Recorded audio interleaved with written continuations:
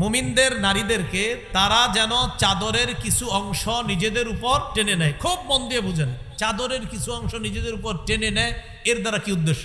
আব্দুল্লাহ ইবনে আব্বাস রাদিয়াল্লাহু তাআলা আনহুমা বলেন, আমার আল্লাহু নিসাআল মুমিনিনা ইযা খারাজনা মিন বুয়ুতিহিন্না ফি হাজা আই ইউগাত্তিনা উজুহাহুন্না মিন ফাওকি রুউসিহিন্না বিল জালাবিব। আব্দুল্লাহ ইবনে আব্বাস বলেন, নারীরা, বলেন আমার সাথে, নারীরা যখন প্রয়োজনে ঘরের বাহিরে যাবে তখন তারা মাথার উপর থেকে আলাদা চাদর দিয়ে, আলাদা ওড়না দিয়ে, আলাদা কাপড় দিয়ে তাদের নিজেদের মুখ ঢেকে তারপর বের হবে।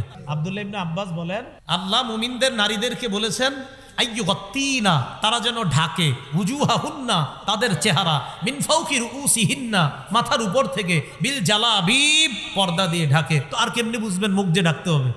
তাহলে বুঝে থাকলে বলেন, পর্দা কি মুখ সহ না মুখ ছাড়া? মুখ সহ। মুখ সহ। এরপরে দেখেন যে হুজুর মুখ সহ পর্দা কইরা বাইর হইলে লাভ কি? আল্লাহ বলেন, হ্যাঁ লাভ আছে। জালিকা আদনা আইয়ুরাফনা, কয় এতে নারীদেরকে চেনা সহজ হবে। দেখেন কিভাবে আমাদের মা বোনরা যখন বোরকা পর্দা পরে রাস্তায় বের হয়, আমরা বুঝি হয়তো কারো খালা হবে, না হয় কারো মা হবে, না হয় কারো বোন হবে, না হয় কারো সম্মানিতা স্ত্রী হবে। আল্লাহ কয় যখন চেনা যাবে সে একজন সম্মানিতা নারী, ফালা ইউযাইনা, তখন তারে আর টিজ করা হবে না, উত্তক্ত করা হবে না। করা হবে না। মানব বন্ধন করছেন যে ইফ টিজিং বন্ধ করুন। ইফ মানে বুঝেন, আপনি যে লেখছেন ইফ, শুধু একটু লেখেন, টিজ বন্ধ করুন, ইফটা লেখেন না। ইফটা লেখার আগে একটু বুঝে শুনে লেখেন। আল্লাহ বলছেন নারীদেরকে যখন চেনা যাবে সে একজন সম্মানিতা পবিত্র নারী, পর্দানিশীন নারী, ফালাই উজাইন, তাকে উত্তক্ত করা হবে না। আল্লাহ আমার কথাগুলা বুঝার তৌফিক দান করেন। ইব নিয়ে আমি কি বুঝাতে চাই এটা শিক্ষিত সমাজ ভালো করে বুঝবে। একটু ডিকশনারিটা খুইলেন যে ইব মানে কি। আচ্ছা, এবার যাই সূরা আহজাবের 53 নম্বর আয়াতে। এই আয়াতটা মন দিয়ে ভালো করে বুঝেন। নবীর সাহাবীদেরকে মাঝে মাঝে নবীজি প্রয়োজনে নবীর বিবিদের কাছে পাঠাইতেন, মানে আমাদের আম্মাজানদের কাছে, উম্মুল মুমিনিনদের কাছে। যাও তোমার ওই আম্মাজানের কাছে গিয়ে বলবা ওই জিনিসটা প্রয়োজন দিতে বলবা। তো বিবিরা ঘরের ভিতরে আছে। আল্লাহ বলেন, ওয়া ইযা সাআলতুমুহুন্না মাতাআন ফাসআলুহুন্না মিন ওয়ারাই হিজাব, তোমরা যখন তাদের কাছে প্রয়োজনীয় কিছু চাও পর্দার আড়াল থেকে চাও। এখন আপনাদের দৃষ্টিতে কি পর্দা এটা যে আম্মাজানরা ভিতরে আছে আর মাথাটা এমনি বের করে রাখছে? আল্লাহ বলছেন সাহাবায়ে কেরামদেরকে, তোমরা যখন কিছু চাও পর্দার আড়াল থেকে চাও। তার মানে কি আম্মাজানরা পর্দার ভিতরে, শরীরটা আর মুখটা বাহিরে? তো কেন এই সহজ বিষয়টা কেন বুঝেন না? যখন প্রয়োজনীয় কিছু চাও ফাসআলুহুন্না, চাও তাদের থেকে, মিন ওয়ারাই হিজাব, পর্দার আড়াল থেকে চাও। আল্লাহ কয় এতে কি হবে যদি পর্দার এপাশ থেকে চাও? জালিকুম আতহারু লিকুলুবিকুম ওয়া কুলুবিহিন্না, এতে তোমাদের আর তাদের অন্তরের পবিত্রতার কারণ হবে। এই বিষয়টা আমি আল্লাহ উভয়ের অন্তরের পবিত্রতার কারণ হিসাবে এই মাঝের পর্দাটাকে ঘোষণা করলাম। সুবহানাল্লাহ।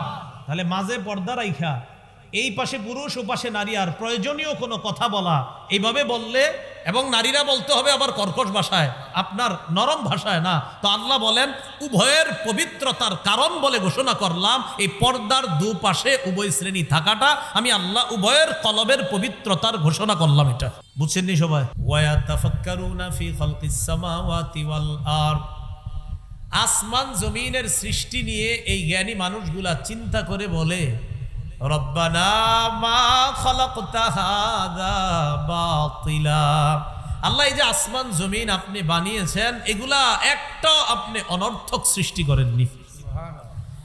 দাঁড়িয়ে বসে শুয়ে যারা আল্লাহর স্মরণ করে, আল্লাহর জিকির করে, আল্লাহর সৃষ্টি তথা আসমান জমিন নিয়ে গবেষণা করে আর বলে, আল্লাহ এই আসমান, এই জমিন, গাছপালা, তরুলতা আপনি কিছুই অনর্থক বানাননি।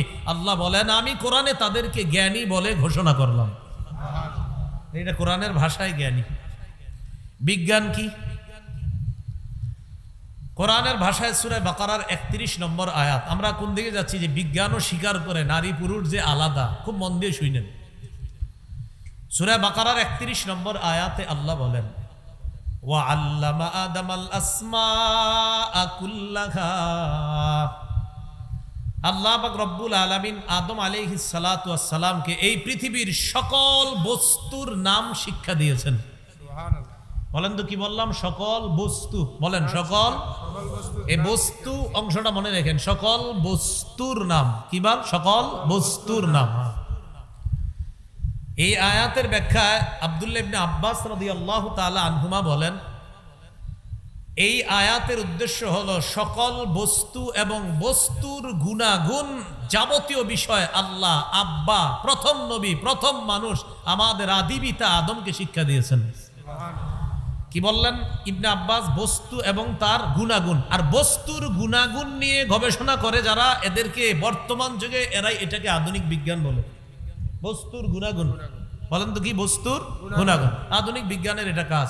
তো যদি বলেন এটার নাম আধুনিক বিজ্ঞান, তো বলতে হবে আল্লাহ আদম নবীকে বস্তু এবং তার গুণাগুণ, একদম যেদিন আদম রে আল্লাহ বানিয়ে দুনিয়াতে পাঠাইলেন, আর আদম নবীকে আল্লাহ নবীও বানাইলেন, মানুষ বানাইলেন, এই তাকে আল্লাহ আধুনিক বিজ্ঞানও শিক্ষা দিয়ে দিয়েছেন। তাফসিরে কাশাফের লেখক আল্লামা জারুল্লাহ জামখশরী রহমতুল্লাহ আলাইহি বলেন, আল্লামা আদামাল আসমা কুল্লাহা দ্বারা উদ্দেশ্য হলো বস্তু রাজি যা আছে, সমস্ত বস্তু রাজি, এই সমস্ত বস্তু রাজির বিষয়গুলা আদম নবীকে আল্লাহ শিক্ষা দিয়েছেন। আর বস্তু রাজি নিয়ে গবেষণা করা আধুনিক বিজ্ঞানের কাজ। যদি বলেন এটার নাম আধুনিক বিজ্ঞান, তো আব্বা আদমকে আল্লাহ আধুনিক বিজ্ঞান শিক্ষা দিয়েছেন। এখন দেখেন যে আধুনিক বিজ্ঞানের কিছু বিষয় আছে, সেটা হলো আপনার কি, যেমন ইসলাম ও চিকিৎসা শাস্ত্র, যেটাকে ফার্মাকোলজি বলা হয়। এই যে চিকিৎসা শাস্ত্র, যিনি ফার্মাসিস্ট, ঔষধ প্রস্তুতকারক, তিনি কি করেন? গাছ পাতা তরু লতার বৈশিষ্ট্য এবং পরিমাণ নিয়ে চিন্তা করে ওষুধটা বানায়। বৈশিষ্ট্য প্রপার্টিজ, আর হলো আপনার পরিমাণ কোয়ান্টিটিস, এই দুইটা বিষয় নিয়ে চিন্তা করে কতটুকু দিবে, কি পরিমাণ ঔষধি দিবে, এটা ফার্মাসির যিনি ওষুধ প্রস্তুতকারক তৈরি করে, তিনি এটা চিন্তা করে। তো দেখি আল্লাহ কি করেন। সূরা হিজরের 21 নম্বর আয়াতে আল্লাহ বলেন, ওয়া ইম মিন শাইইন ইল্লা ইনদানা খাযাইনু ওয়া মা নুনাজ্জিলুহু ইল্লা বিকদারিম মা'লুম। সারা পৃথিবীর সব কিছুর খাজানা আমি আল্লাহর কাছে, গাছপালা তরু লতা, চিকিৎসা বিজ্ঞানে তোমরা যা গবেষণা করে ঔষধ বানাও, কি পরিমাণ আর কি বৈশিষ্ট্য হবে, সব খাজানা আমার কাছে। এই খাজানা থেকে পরিমাণ অনুযায়ী আমি আল্লাহ নাজিল করি। তো চিকিৎসা বিজ্ঞান সেটাও বলেন, বলতে হবে কোরআন থেকে নিছেন। যদি বলেন হুজুর এই যুগে আমরা বানাইছি না, কোরআন তো আল্লাহ ১৫০০ বছর আগে দিয়েছেন, তো এটা কিভাবে আপনি এখন বলেন? এরপরে আপনি বলবেন টেকনোলজি, প্রযুক্তি। প্রযুক্তি বা টেকনোলজি যেটা আমরা বলি, সেটার মধ্যে আপনার আছে ওড টেকনোলজি, কাঠ প্রযুক্তি, ইলেকট্রিক্যাল টেকনোলজি, বৈদ্যুতিক প্রযুক্তি, মেকানিক্যাল টেকনোলজি, আপনার মেকানিকরা যে কাজ টাজ করে এই প্রযুক্তিগুলা। কেন আপনি বলবেন হুজুর প্রযুক্তির কথা আছে কিনা কোরআনে? হ্যাঁ আছে, সূরা হাদিদের ২৫ নম্বর আয়াত। সুবহানাল্লাহ। আল্লাহ বলেন, ওয়ানজালনাল হাদিদা, আমি লোহা নাজিল করলাম, ফিহি বাসুন শাদীদ, লোহার মধ্যে কঠিন শক্তি, ওয়া মানাফিউ লিন-নাস, আর মানুষের জন্য বহু কল্যাণ আমি আল্লাহ রেখে দিয়েছি। কিসের মাঝে? লোহার মাঝে। আচ্ছা, এবার স্টিল টেকনোলজি, যেটা ইস্পাত প্রযুক্তি, সারা পৃথিবীতে বর্তমানে তারা এগিয়ে যারা ইস্পাত প্রযুক্তিকে কাজে লাগাচ্ছে, এটা স্টিল টেকনোলজি। আল্লাহ পাক রব্বুল আলামিন সূরা সাবার মধ্যে বলেন, ওয়াআল্লানা লাহুল হাদিদ, আমি দাউদ আলাইহিস সালাতু ওয়াস সালামের জন্য লোহাকে নরম করে দিলাম, এমন নরম করে দিলাম।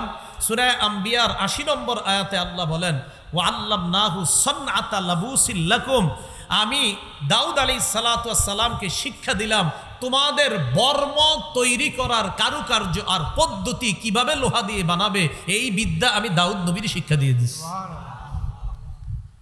যেই যুগে আল্লাহ লোহা দিছে, ওই যুগে তারা শুধু মনে করতো এটা দ্বারা তরবারি হয়। এখন গবেষণা করতে করতে আল্লাহ পাক রব্বুল আলামিন বলেন যে এখন তোমরা গবেষণা করতে করতে এগিয়ে যাচ্ছ, কিন্তু আমার সৃষ্টি যেটা আমি এত 1000 বছর আগে করলাম, সেটা নিয়ে গবেষণা করেই কিন্তু তোমরা আগাচ্ছ।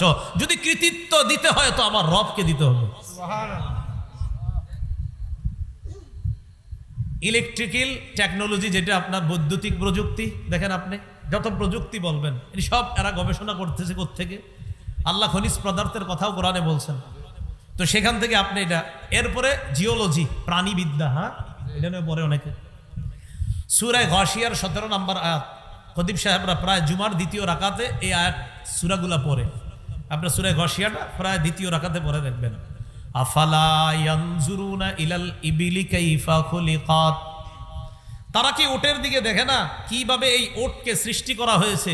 জিওলজি বা প্রাণীবিদ্যা যারা এটা নিয়ে পড়াশোনা করে তাদের কাজ, তারা চিন্তা ভাবনা করে জিরাফের গলা লম্বা কেন, আরেকটার গলা ছোট কেন, ওটের পা এত লম্বা কেন, গরুর পা এটার তুলনামূলক আরেকটার চেয়ে বেশি কম কেন, এটা নিয়ে চিন্তা করে। তো আল্লাহ তো বলেই দিয়েছেন, এরা কি ওটের দিকে লক্ষ্য করে না? ওট নিয়ে গবেষণা করে না যে এটা কিভাবে বানানো হলো? যদি বলেন প্রাণীবিদ্যা আমাদের আবিষ্কার, না, রব 1500 বছর আগে বলছে ওটের দিকে চিন্তা করে দেখো না এটা কিভাবে বানাইলাম। অতএব প্রাণীবিদ্যার কৃতিত্ব যদি দিতে হয় আমার রবকে দেন। এটা জিওলজি। এরপরে আসেন যেটা ছাত্ররা পড়াশোনা করেন আপনারা, কেমিস্ট্রি, ফিজিক্স, এ তো রসায়নবিদ্যা আর পদার্থবিদ্যা। আচ্ছা, রসায়নবিদ্যার কাজ কি? সকল বস্তুর অংশ ও উপাদানের কার্যকারিতা সম্পর্কে জ্ঞান লাভ করা, উপলব্ধি লাভ করা। ফিজিক্সের কাজ কি? কোন বস্তুর কার্যকর শক্তির সুশৃঙ্খল অধ্যয়ন করা, এটা ফিজিক্সে আপনারা এটা করেন। যাই হোক, তো রসায়ন যেটা যেটা কেমিস্ট্রির কাজ কারবার, এই রসায়ন বিদ্যা এটা নিয়ে যদি আমরা গবেষণা করেন, এখন ছাত্রদেরকে আপনি পড়াইতেছেন বসে বসে রসায়ন বিদ্যা, কথার কথা। এখন রসায়ন বিদ্যা পড়াচ্ছেন আর সামনে একদল পর্দানিসীন মেয়ে বসা আর বললেন, শোনো আমি তোমাদের বাবার মতো, তোমরা আমার মেয়ের মতো, তোমাদের মুখ ঢাকতে হবে না। আর আমি পড়াচ্ছি কি কথার কথা? রসায়ন বিজ্ঞান। রসায়ন বিজ্ঞান বলছে নারীদের মধ্যে সৃষ্টিগতভাবে আল্লাহ একটা অ্যাসিড দিয়েছে বা অম্ল দিয়েছেন, পুরুষদের মধ্যে আল্লাহ জন্মগতভাবে একটা অ্যালকালি দিয়েছে তাদের মধ্যে। নারীদের এই অ্যাসিডিকের কারণে, অম্লের কারণে তারা টকের প্রতি বেশি আসক্ত হয়। পুরুষদের মধ্যে ওই অ্যালকালি বেশি থাকার কারণে তারা মিষ্টির প্রতি বেশি আসক্ত হয়। রসায়ন বিদ্যা প্রমাণ করে নারীর ওই অ্যাসিড আর পুরুষের অ্যালকালি উভয়ের প্রতি আকর্ষণ সৃষ্টি হয়। এটা রসায়ন বিদ্যায় শিক্ষা দিচ্ছে। আর এটা আপনি নিয়ে বলতেছেন তোমরা আমার মেয়ের মতো, আমি তোমার বাবার মতো। আর বিদ্যা বলছে না, সে তোমার মেয়ে না, তুমি তার বাবা না, তার প্রতি তোমার আকর্ষণ আছে এবং তার অন্তরেও তোমার প্রতি আকর্ষণ হতে পারে। অতএব পর্দা করা ফরজ।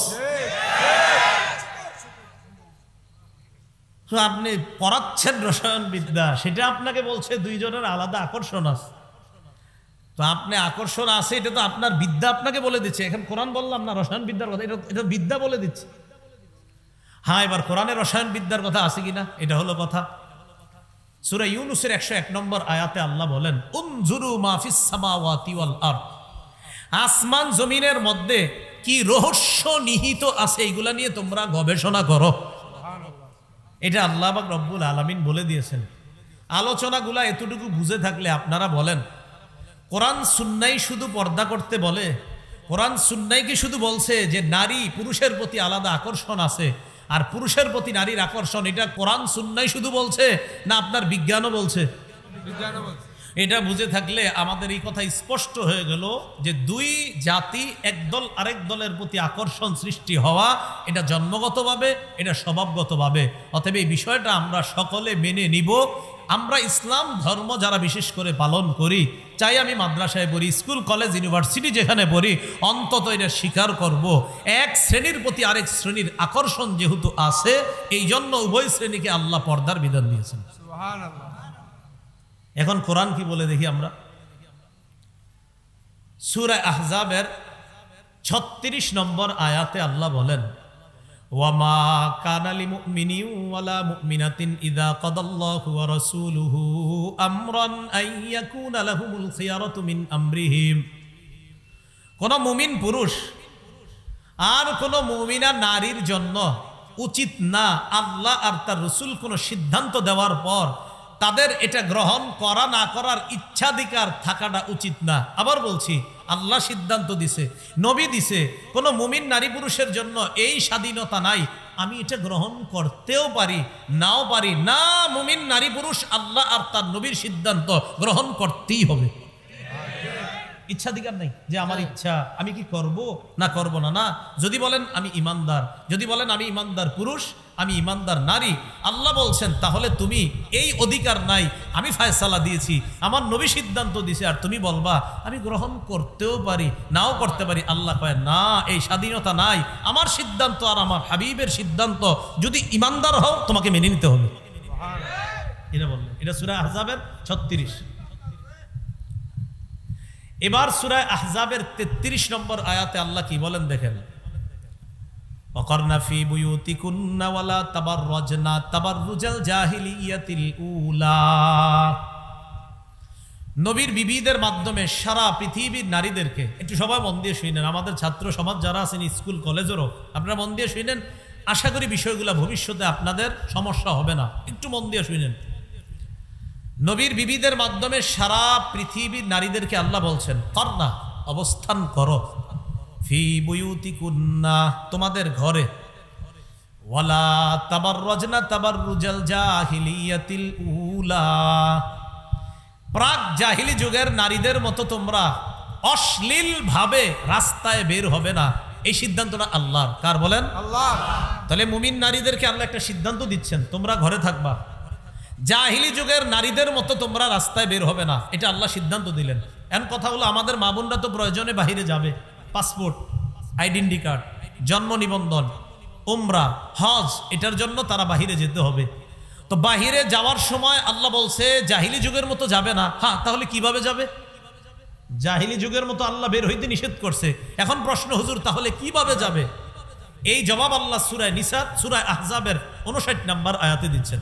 আল্লাহ বলেন, ইয়া আইয়ুহান নাবিয়্যু কুল্লি আজওয়াজিকা ওয়া বানাতিকা ওয়া নিসাইল মুমিনিনা ইউদনিনা আলাইহিন্না মিন জালাবিবিহিন্না। হে নবী, আপনি বলেন লি আজওয়াজিকা, আপনার বিবিদেরকে, ওয়া বানাতিকা, আপনার কন্যাদেরকে, ওয়া নিসাইল মুমিনিনা, মুমিনদের নারীদেরকে। আমাদের নারী মানি আমাদের মা, আমাদের বোন, আমাদের বিবি, আমাদের কন্যা। মুমিনদের নারীদেরকে আপনি বলুন, ইউদিনিনা, তারা যেন টেনে নেয়, আলাইহিন্না, নিজেদের উপর, মিন জালাবিবিহিন্না, পর্দার কিছু অংশ, চাদরের কিছু অংশ তারা যেন নিজেদের উপর টেনে নেয়। তো আল্লাহ পাক রব্বুল আলামিন বললেন, নবী আপনি বলেন আপনার বিবিদেরকে, আপনার কন্যাদেরকে, মুমিনদের নারীদেরকে তারা যেন চাদরের কিছু অংশ নিজেদের উপর টেনে নেয়। খুব মন দিয়ে বুঝেন, চাদরের কিছু অংশ নিজেদের উপর টেনে নেয়, এর দ্বারা কি উদ্দেশ্য?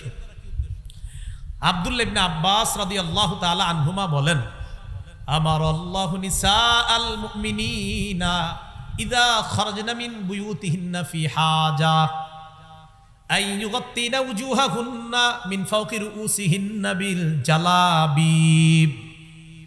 আব্দুল্লাহ ইবনে আব্বাস বলেন, নারীরা, বলেন আমার সাথে, নারীরা যখন প্রয়োজনে ঘরের বাহিরে যাবে তখন তারা মাথার উপর থেকে আলাদা চাদর দিয়ে, আলাদা ওড়না দিয়ে, আলাদা কাপড় দিয়ে তাদের নিজেদের মুখ ঢেকে তারপর বের হবে। আব্দুল্লাহ ইবনে আব্বাস বলেন, আল্লাহ মুমিনদের নারীদেরকে বলেছেন আইয়ুগাত্তিনা, তারা যেন ঢাকে, উজুহাহুন্না, তাদের চেহারা, মিন ফাওকি রুউসিহিন্না, মাথার উপর থেকে, বিল জালাবিব, পর্দা দিয়ে ঢাকে। তো আর কেমনে বুঝবেন মুখ যে ঢাকতে হবে? তাহলে বুঝে থাকলে বলেন, পর্দা কি মুখ সহ না মুখ ছাড়া? মুখ সহ। মুখ সহ। আচ্ছা, এরপরে দেখেন যে হুজুর মুখ সহ পর্দা কইরা বাইর হইলে লাভ কি? আল্লাহ বলেন, হ্যাঁ লাভ আছে। জালিকা আদনা আইয়ুরাফনা, কয় এতে নারীদেরকে চেনা সহজ হবে। দেখেন কিভাবে আমাদের মা বোনরা যখন বোরকা পর্দা পরে রাস্তায় বের হয়, আমরা বুঝি হয়তো কারো খালা হবে, না হয় কারো মা হবে, না হয় কারো বোন হবে, না হয় কারো সম্মানিতা স্ত্রী হবে। আল্লাহ কয় যখন চেনা যাবে সে একজন সম্মানিতা নারী, ফালা ইউযাইনা, তখন তারে আর টিজ করা হবে না, উত্তক্ত করা হবে না। ফালা ইউযাইন, টিজ করা হবে না। মানব বন্ধন করছেন যে ইফ টিজিং বন্ধ করুন। ইফ মানে বুঝেন আপনি যে লেখছেন ইফ, শুধু একটু লেখেন, টিজ বন্ধ করুন, ইফটা লেখেন না। ইফটা লেখার আগে একটু বুঝে শুনে লেখেন। আল্লাহ বলছেন নারীদেরকে যখন চেনা যাবে সে একজন সম্মানিতা পবিত্র নারী, পর্দানিশীন নারী, ফালাই উজাইন, তাকে উত্তক্ত করা হবে না। আল্লাহ আমার কথাগুলা বুঝার তৌফিক দান করেন। ইবনি আমি কি বুঝাতে চাই এটা শিক্ষিত সমাজ ভালো করে বুঝবে। একটু ডিকশনারিটা খুইলেন যে ইব মানে কি। আচ্ছা এবার যাই সূরা আহজাবের 53 নম্বর আয়াতে। এই আয়াতটা মন দিয়ে ভালো করে বুঝেন। নবীর সাহাবীদেরকে মাঝে মাঝে নবীজি প্রয়োজনে নবীর বিবিদের কাছে পাঠাইতেন, মানে আমাদের আম্মাজানদের কাছে, উম্মুল মুমিনিনদের কাছে।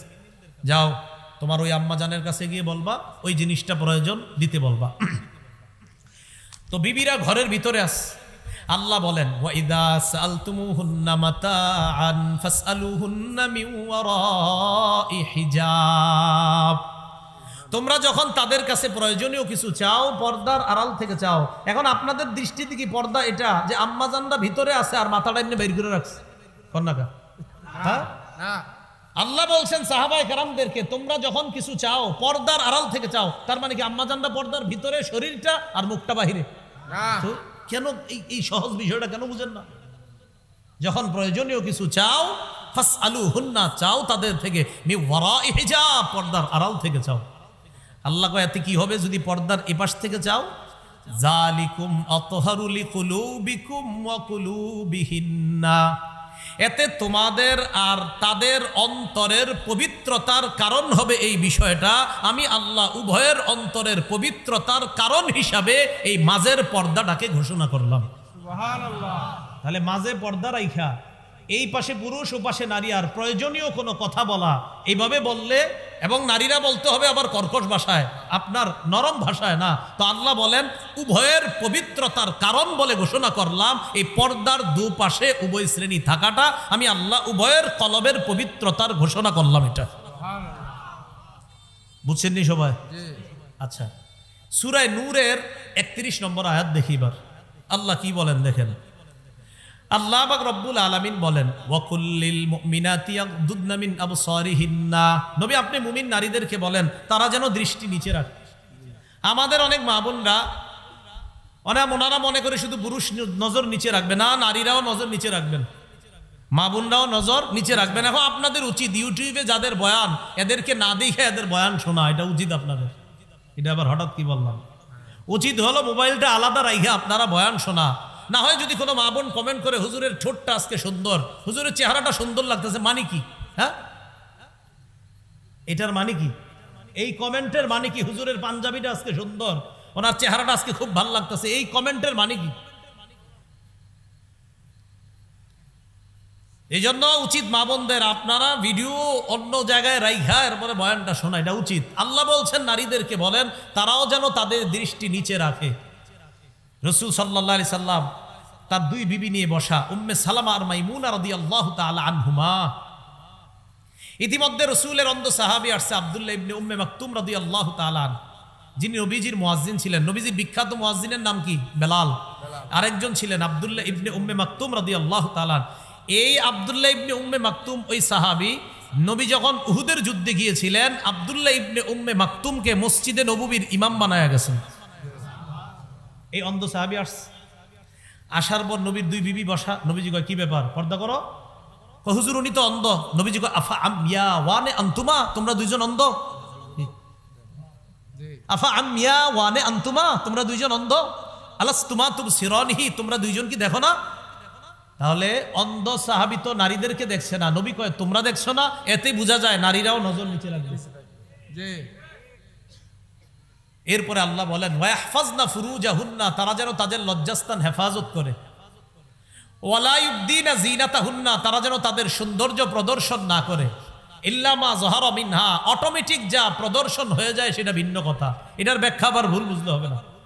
আব্দুল্লাহ ইবনে মাসউদ রাদিয়াল্লাহু তাআলা আন ইল্লা মা যাহারা মিনহার ব্যাখ্যা করেছেন নারীরা আলাদা পর্দা করার পর পর্দার নিচে যেই কাপড়টা থাকবে এটা যদি অজান্তে বের হয়ে যায় তাহলে সমস্যা নেই, এটা বলছেন উনি। আর আরেকদল মুফাসসিরিনে কেরাম বলছেন ইল্লামা যাহারা, এমনিতেই যদি বের হয়, কথার কথা একটা মা বোন পর্দা করা, বাতাসে হঠাৎ কোনো কারণে তার শরীরের কোনো অঙ্গ অজান্তে প্রকাশ পেয়ে গেল আর সাথে সাথে পর্দা করলো, এটাতে সমস্যা হবে না, এটা উদ্দেশ্য।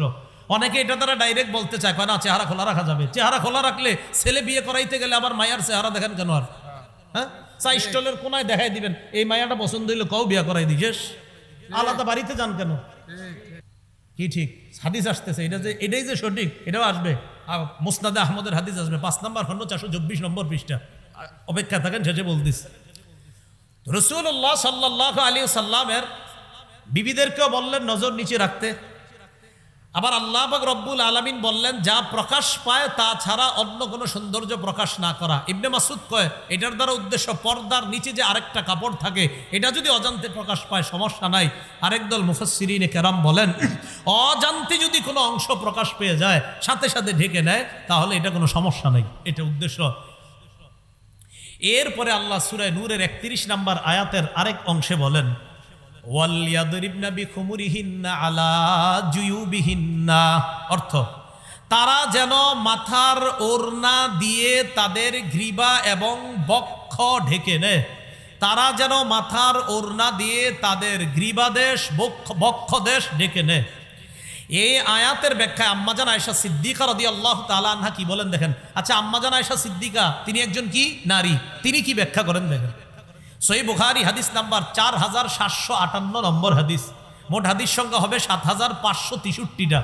এই হাদিসের মধ্যে আম্মাজান আয়েশা সিদ্দিকা রাদিয়াল্লাহু তাআলা আনহা বলেন ইয়ারহামুল্লাহু নিসাআল মুহাজিরাতিল উয়াল লাম্মা আনজালাল্লাহ ওয়ালিয়াদরিবনা বিখুমুরিহিন্না আলা জুয়ুবিহিন্না শাক্কাকনা মুরুতাহুন্না ফাখতামারনা বিহা। আম্মাজান আয়েশা সিদ্দিকা রাদিয়াল্লাহু তাআলা আনহা বলেন আল্লাহ যখন এই আয়াতটা নাজিল করেছেন নারীরা যেন তাদের মাথার ওড়না দিয়ে তাদের গ্রীবা এবং বক্ষদেশ ঢেকে নেয়, তখন নারীরা নতুন করে আবার পর্দা ব্যবস্থা করতে হবে। তো পর্দা ব্যবস্থা করার আগে নগদ আল্লাহর হুকুম তো পালন করতে হবে, কারণ নগদ তো বাহিরে যাওয়া দরকার। আর নারীরা কি করবে? আম্মাজাল বলেন শাক্কাকনা মুরুতাহুন্না, নিজেদের চাদর সাথে সাথে ছিঁড়ে ফেলছে আল্লাহর হুকুম বাস্তবায়ন করার জন্য। ফাখতামারনা বিহা, এই ছেঁড়া অংশ দিয়ে মুখ ঢাইকা আল্লাহর হুকুম পালন করার জন্য নগদ মুখ ঢাইকা এরপরে রাস্তায় বের হইছে। এটা হলো ওয়ালিয়াদরিবনা বিখুমুরিহিন্না আলা জুয়ুবিহিন্না। এরপরে আল্লাহ কি বলে দেখেন ওয়ালা ইয়াদরিবনা বিআরজুলিহিন্না লিউলামা মা ইউখফিনা মিন জিনাতিহিন্না, নারীরা যেন তাদের পা সজোরে নিক্ষেপ না করে, যেন তাদের গোপন সৌন্দর্য প্রকাশ পায়। কেউ হাসবেন না আল্লাহর হস্তে, যেন নারীদের কোনো গোপন সৌন্দর্য প্রকাশ না পায়, এজন্য তারা সজোরে পা নিক্ষেপ করবে না। এখন আপনারা যারা স্বামী আছেন, এখানে যারা ভাই আছেন, আপনি যখন আপনার বোনকে নিয়ে, স্বামীরা যখন তাদের স্ত্রীদেরকে নিয়ে বের হন, আপনারা একটা ভুল করেন মাঝে মাঝে। একটু হাইটা গিয়ে রিক্সায় উঠবে বা বাসে উঠবে, দৌড় দেয়, তখন স্ত্রীও পিছনে পিছনে দ্রুত হাঁটে না। আপনার বিবি যেন দ্রুত না হাঁটে, আপনি আস্তে আস্তে হাইটা রিক্সা পর্যন্ত যান, কারণ আপনার গতির কারণে আপনার বিবিও হাঁটার গতি বাড়ায়। আল্লাহ বলছেন তারা যেন তাদের পা সজোরে নিক্ষেপ না করে, এতে তাদের আল্লাহ প্রদত্ত একটা সৌন্দর্য অন্য ছেলেদের চোখে প্রকাশ পেতে পারে, নাউজুবিল্লাহ। এজন্য আল্লাহ বললেন তারা যেন তাদের পা সজোরে নিক্ষেপ না করে। কি কথা বুঝে আসছে? তো এই জন্য খুব সতর্ক থাকবো আমরা যে আমাদের মা বোনদের হাঁটাটাও এটা খুব সতর্কতার সাথে, তাদের হাঁটা যেন দ্রুত না হয়।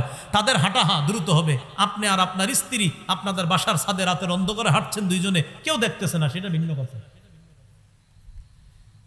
এবার দেখেন এই আয়াত থেকেও জানলাম মুখ ঢাকা লাগবে 31 নম্বর আয়াত থেকে। এবার আমরা কয়েকটা হাদিস শুনি মন দিয়ে।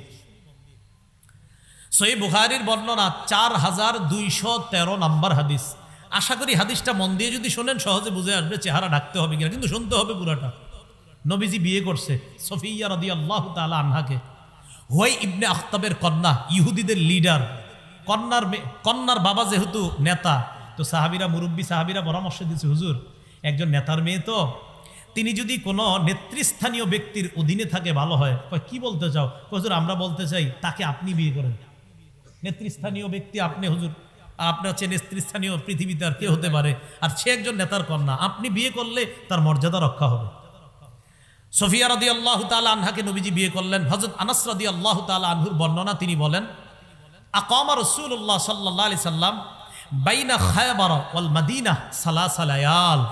রাসূলুল্লাহ সাল্লাল্লাহু আলাইহি সাল্লাম খায়বার এবং মদিনার মাঝে 3 রাত অবস্থান করলেন ইবনা আলাইহি বি সফিয়া, হযরতে সফিয়ার সাথে বাসর রাত উদযাপনের জন্য।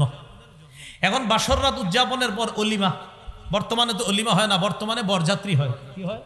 বরযাত্রী। কথাটাই তো সুন্নাহের খেলাফ। বরযাত্রী আবার কি হবে? কন্যা যাত্রী। কি যাত্রী হয়? মানে বরযাত্রী মানে ছেলের সাথে মেয়ের বাড়িতে যাবে, বাপের বাড়িতে 300 জন খাইতে, মেয়ের বাপ আপনার ঋণ টিন কইরা 3টা গরু শোয়।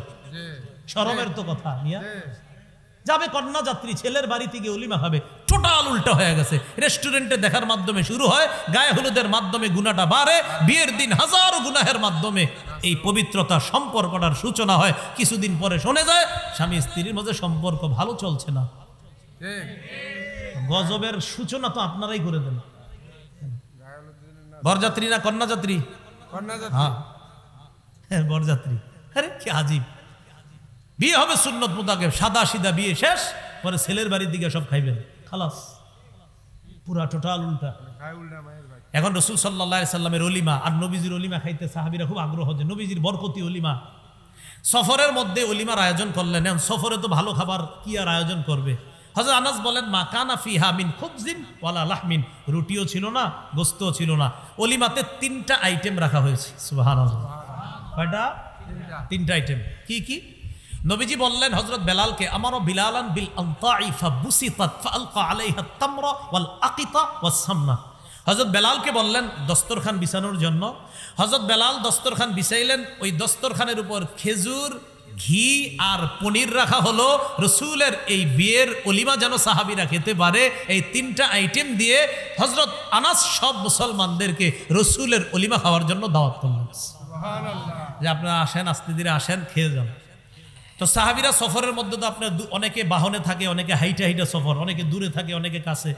তো আস্তে আস্তে যারা আসতেছে অলিমা খাইতে, একজন আরেকজনের কয়, আচ্ছা এই যে হযরত সুফিয়া রাদিয়াল্লাহু তাআলা আনহা, তিনি কি ইহদা উম্মাহাতিল মুমিনিন আও মিম্মা মালাকাত ইয়ামিনু, আচ্ছা তিনি কি আমাদের মা হবেন না তিনি কোনো দাসী? যেটা অনেক দূরে দূরে সাহাবীরা বলতে বলতে হয় আসলে দুইটা একটা ভাবনার বিষয়, তিনি কি আমাদের মা, মুমিনদের মা হবেন নাকি দাসী হবে? এখন সাহাবারা জবাব দেয়, কয় শোনো, ইন হাজাবাহা, নবী যদি সফিয়াকে পর্দার আড়ালে রাখে তাহলে বুঝবো ফাহিয়া মিন ইহদা উম্মাহাতিল মুমিনিন, তিনিও অন্যান্য মাদের মতো আমাদের মুমিনদের একজন মা, নবীজির একজন সম্মানিতা বিবি। কোথায় রাখলে? পর্দায়। কোথায় রাখলে? পর্দায়।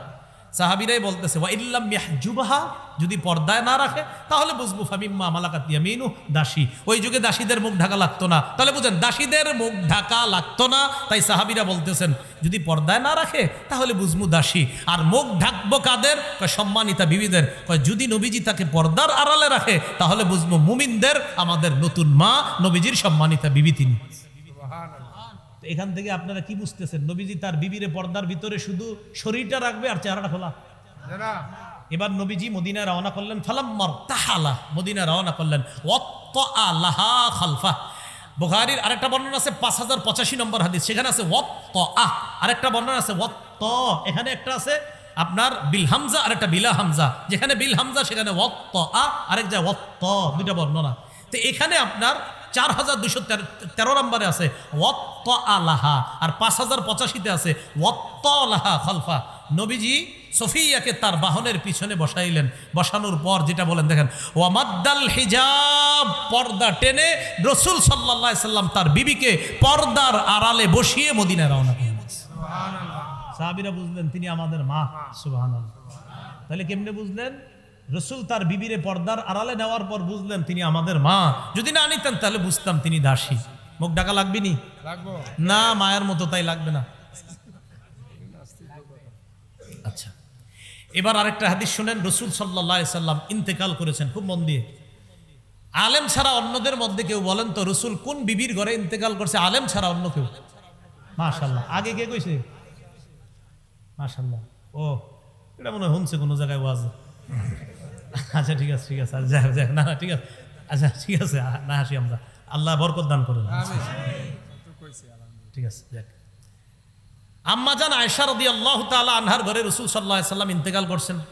বাইহাকি শরীফ 7 নম্বর খণ্ড 117 নম্বর পৃষ্ঠা, দালাইলুন নবুওয়া, ইমাম বাইহাকি আনছেন সেখানে হাদিসটা, লম্বা হাদিস। রাসূলুল্লাহ সাল্লাল্লাহু আলাইহি সাল্লাম ইন্তেকাল করলেন। ইন্তেকাল করার পর নবীজি সাল্লাল্লাহু আলাইহি সাল্লামের দেহ মোবারকটা আম্মাজান আয়েশা সিদ্দিকার ঘরে তার খাটের উপরে, তখনও রসুলের দেহ মোবারক, দেখুন দিয়ে দেখেন। আম্মাজান আয়েশা সিদ্দিকার সম্পর্কে আবু বকর সিদ্দিকের কন্যা আবু বকর সিদ্দিক রাদিয়াল্লাহু তাআলা আন রসুলের ইন্তেকালের সংবাদ শুনে রসুল্লাহ সাল্লাল্লাহু আলাইহি সাল্লামের লাশ মোবারক বা দেহ মোবারক দেখার জন্য যখন আসলেন, আম্মাজান আয়েশার ঘরের সামনে দাঁড়িয়ে ফাস্তাজানা আবু বকরিন ফি বাইতি ইবনাতিহি আয়েশা, আবু বকর সিদ্দিক তার কন্যা আয়েশার ঘরে প্রবেশ করার অনুমতি চাইলেন। কি চাইলেন? অনুমতি চাইলেন। বাবা মেয়ের ঘরে ঢুকবে, অনুমতি চাইলেন। অনুমতি কেন চাইলেন? খুব মন দিয়ে বুঝলে আপনারা সহজে বুঝবেন এবং অন্যদেরকে জবাব দিতে পারবেন। আবু বকর সিদ্দিককে আম্মাজান একটু পরে বললেন, জি আব্বা এখন আসতে পারেন, অনুমতি আছে। আবু বকর সিদ্দিক যখন ঢুকলেন, ওয়ান্নিসা ও হাওলা, নবীর অন্য বিবিরাও নবীর দেহ মোবারকের পাশে ছিলেন। আবু বকর সিদ্দিক ঢুকার আগেই ফাস্তাতারনা মিন আবি বকরিন, সব বিবিরা পর্দার আড়ালে চলে গেলেন, নিজেদেরকে ঢেকে নিলেন। ইল্লা মা কানা মিন আয়েশা, আয়েশা নিজের চেহারা ঢাকলেন না। কেন? অন্য বিবি নবীদের যেই অন্য বিবিগণ, তাদের সাথে আবু বকর সিদ্দিকের পর্দা ফরজ, তাই মুখ ঢেকে নিলেন। আম্মাজান আয়েশা আবু বকর সিদ্দিকের কন্যা, তাই মুখ ঢাকেন নেই। সুবহানাল্লাহ। এই মুখ পর্দা নি? জি। আরে মুখ পর্দা নি। পর্দা। তো নবীর বিবিগণ উম্মতের কি হয়? মা। মা। তো আবু বকর সিদ্দিক রাদিয়াল্লাহু তাআলা আনহুর মারা কেন পর্দা করলেন? কি? বুঝলেন? আবু বকর সিদ্দিক রাদিয়াল্লাহু তাআলা আনহু মারা পর্দা করলেন না? আরে ওয়াজওয়াজুহু উম্মাহাতুহুম, তাহলে ওয়াজওয়াজুহু উম্মাহাতু, তাহলে নবীজির বিবিগণ আমাদের মা, আবু বকর সিদ্দিকেরও মা। তো আবু বকর সিদ্দিক রাদিয়াল্লাহু তাআলা আনহুর মাগণ তার থেকে পর্দা করলেন, নবীর বিবি আয়েশা ছাড়া। কথা হলো আবু বকর সিদ্দিকের মা, হ্যাঁ এই মা এমন মা না যেই মার সাথে পর্দা করা যাবে না। এই জন্য মনে রাখবেন যে আমি শিক্ষক তোমার বাবার মতো, ওমকে তোমার ভাইয়ের মতো, ওমকে তোমার উকিল বাবার মতো, ওমকে তোমার ধর্ম বাবার মতো। হ্যাঁ, উকিল বাপ উকিল, ধর্ম বাপ ধর্ম, আধ্যাত্মিক পিতা আধ্যাত্মিক, আপন বাপ আপন, অন্য বাপ, সব পর্দা ফরজ। অন্য বাপের কাছে কি ফরজ? পর্দা ফরজ। কি কয়? আমি তোমার আব্বার মতো, পর্দা ফরজ। না না, এইভাবে না বলা, বুঝবে ইনশাল্লাহ, বুঝবে, দেখবেন বুঝে ফিরে আসবে আশা করি। এখন আবু বকর সিদ্দিক রাদিয়াল্লাহু তাআলা আনহুর সাথে পর্দা করলেন সব বিবিগণ, আম্মাজান আয়েশা ছাড়া। সহজ বিষয়, আম্মাজান আয়েশা কন্যা তাই পর্দা করেননি, অন্যরা নবীর বিবি তাই পর্দা করেছেন, সহজ হিসাব।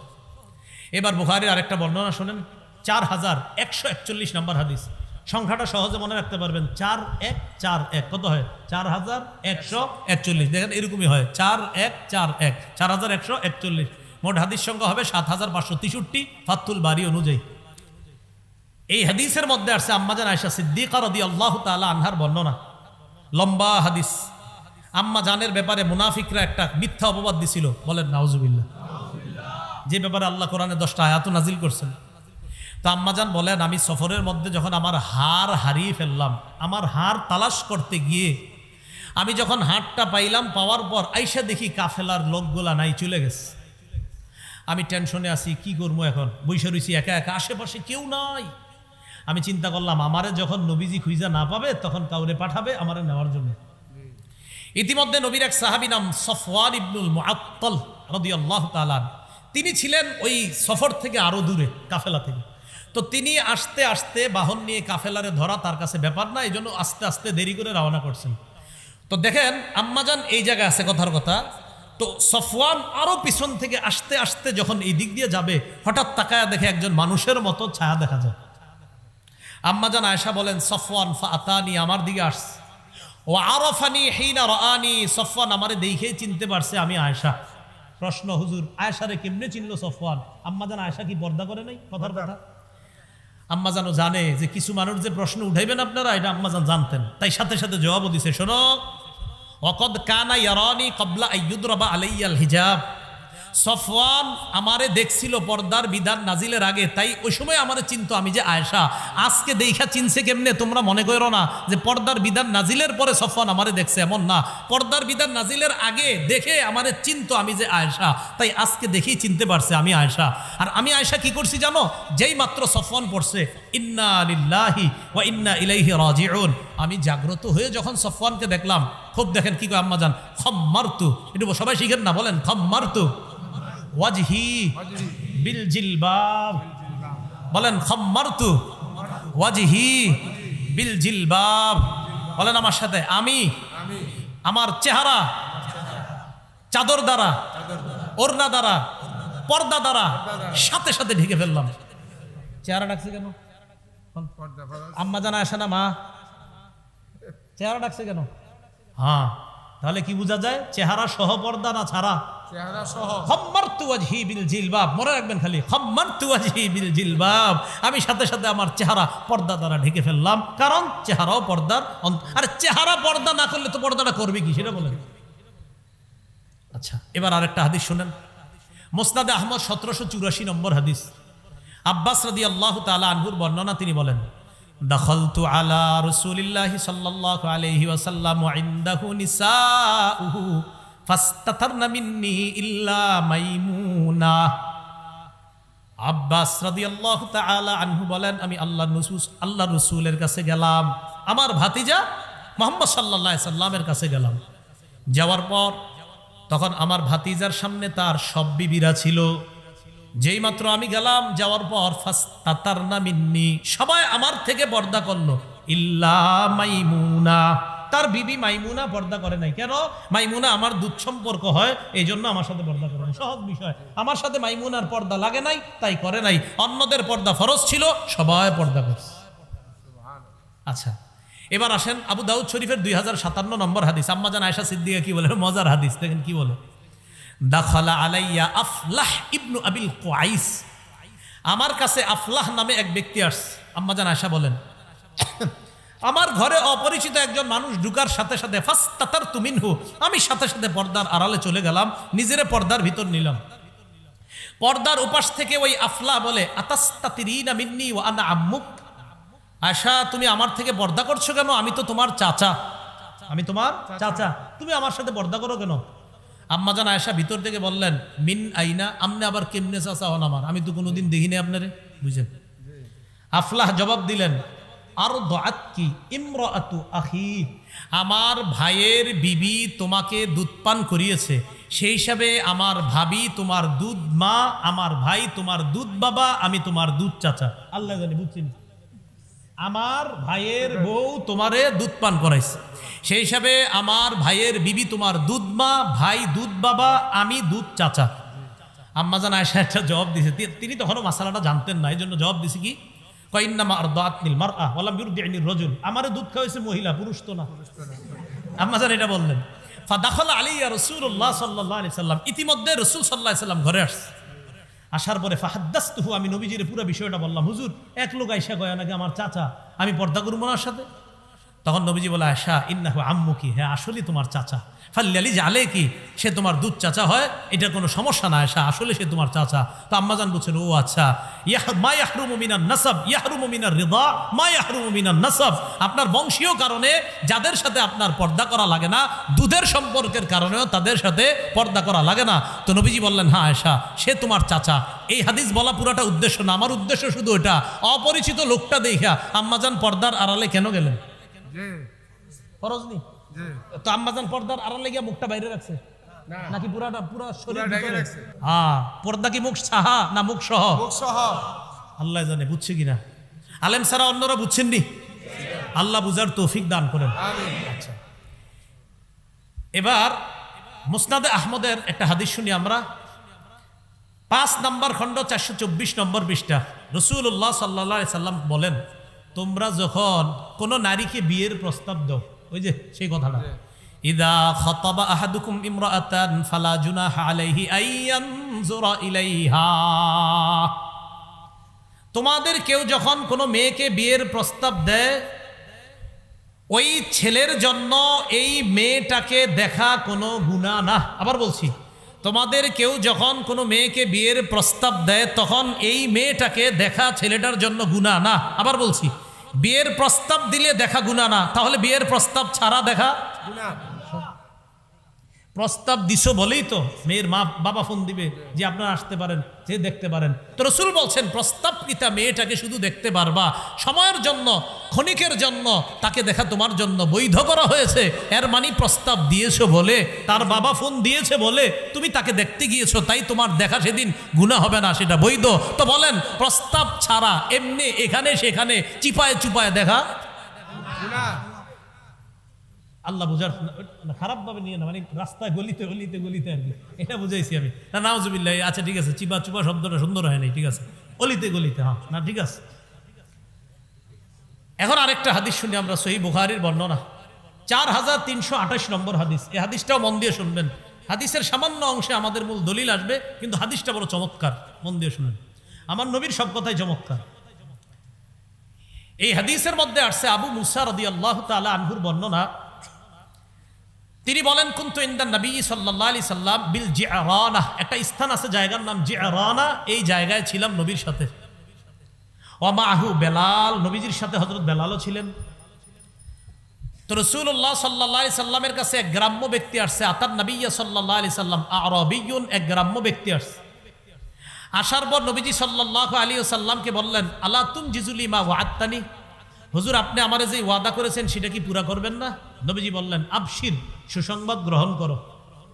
তো গ্রাম্য ব্যক্তি কয় কদ আকসারতা আলাইয়া মিন আবশির, আপনি খালি সুসংবাদ গ্রহণ করো খুব বেশি বলছেন, সুসংবাদটা কি এটা তো কর না। খালি কয় সুসংবাদ গ্রহণ করো, কিন্তু সুসংবাদটা কি এটা তো বলেন না। তো রাসূল সাল্লাল্লাহু আলাইহি সাল্লাম একটু রাগ হয়ে গেছেন তার এই কথা শুই না।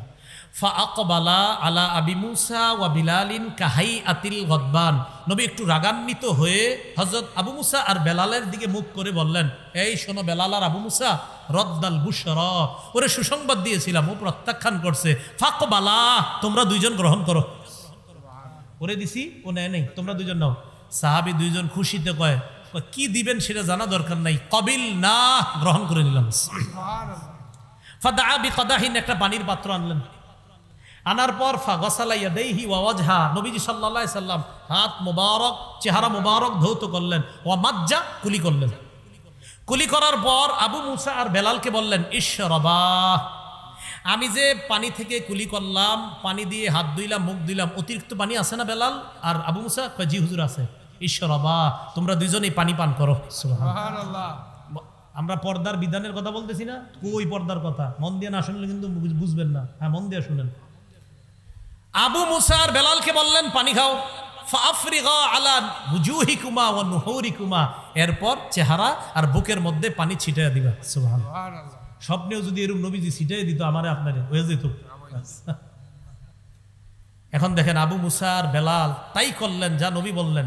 ফানাদাতহু উম্মু সালমা মিন ওয়ারাইস সিত, পর্দার আড়াল থেকে হঠাৎ উম্মে সালমা রাদিয়াল্লাহু তাআলা আনহা ডাক দিছে। কোত্থেকে বলেন? কোত্থেকে?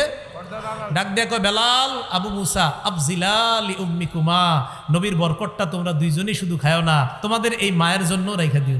সুবহানাল্লাহ। এটা বলা আমার পুরোটা উদ্দেশ্য না। আমার উদ্দেশ্য হলো সন্তানের মতো দুই সাহাবীকে নবীর বিবি মায়ের মতো আম্মাজান উম্মে সালমা ডাক দিছে পর্দার বাহির থেকে না আড়াল থেকে?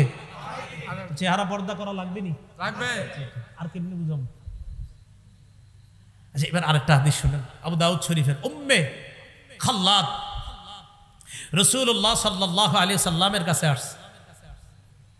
আসার পর নবীজিকে তার সন্তানের ব্যাপারে বলতেছে, হুজুর আমার সন্তান নিহত হয়েছে, তার ব্যাপারে জানতে আসছি। ওয়াহিয়া মুনতাকিবা, তার মুখের মধ্যে নেকাব লাগানো। সাহাবীরা কয় তুমি এই মুহূর্তেও নেকাব লাগাইছো? তোমার সেন্স ঠিক আছে, মাথা ঠিক আছে? তাসআলিনা আন ইবনিকি ওয়া আনতি মুনতাকিবা, তুমি সন্তানের ব্যাপারে জিজ্ঞাসা করছো, তোমার সন্তান নিহত হয়েছে আর তোমার মুখে নেকাব, এখনো ঠিক আছো তুমি? নারী কি জবাব দেয় দেখেন, কয় সন্তানের উপর বিপদ এসেছে, সন্তান নিহত হয়েছে, আমার লজ্জা, আমার হায়া, আমার অশ্লীলতা এই পরিমাণ হয় নাই, আমি এত পরিমাণ বেহা হই নাই, আমি এত পরিমাণ নির্লজ্জ হই নাই যে আমার সেন্স ঠিক থাকবে না, আমার মুখে নেকাব থাকবে না। বিপদ আসছে সন্তানের উপর, আমার হায়ার উপরে তো কোনো বিপদ আসে নাই। বিপদ সন্তানের উপর আসছে, আমার লজ্জা, আমার হায়ার উপরে তো কোনো বিপদ আসে নাই, আমি চেহারা খুলবো কেন? আর আমাদের এই যুগে সন্তান মারা গেলে আজরাইল আমার ছেলেটারে দেখছে আর কাউরে দেখে নাই, নাউজুবিল্লাহ। হারাম, এটা স্পষ্ট হারাম। আল্লাহ কথাগুলো বোঝার তৌফিক দান করেন। শেষ কথা বলেন, চেহারা ঢাকা লাগবে কিনা? পুরুষ নারীর চেহারার দিকে তাকাইলে আকর্ষণ হতে পারে কিনা? এটা কি কোরআন সুন্নাহ শুধু বলছে না বিজ্ঞানও বলে? আল্লাহ আমাদের সকলকে আজকে যে কথাগুলো বললাম শুনলাম চেহারা পর্দার অন্তর্ভুক্ত। ও আরেকটা কথা আপনাদেরকে বলি, আপনাদের যাদের বিবি আছে কন্যা আছে এখনো যারা চেহারা ঢাকে না তাদেরকে বলবেন চেহারা ঢাকার চেষ্টা করো, কিন্তু স্বীকার করো যে চেহারা ঢাকতে হবে। এটা বলবা না, না ঢাকলে কি হবে এরকম না বলা, স্বীকার করান হ্যাঁ ঢাকা উচিত, আমি এখনো ঢাকতে পারতেছি না, ইনশাল্লাহ ঢাকবো, এই স্বীকার করান। কিন্তু এরকম না বলা আমি ঢাকবো না, আমার মন চাইছে না। ঢাকতে হবে, পর্দা ফরজ বিধান, মুখ ঢাকা এটা ফরজ বিধান। আল্লাহ আমাদেরকে বুঝার তৌফিক দান করেন। সুবহানাল্লাহি ওয়া বিহামদিহি, সুবহানাকাল্লাহুম্মা ওয়া বিহামদিকা, আশহাদু আল্লা ইলাহা ইল্লা আনতা আস্তাগফিরুকা ওয়া আতুবু ইলাইক।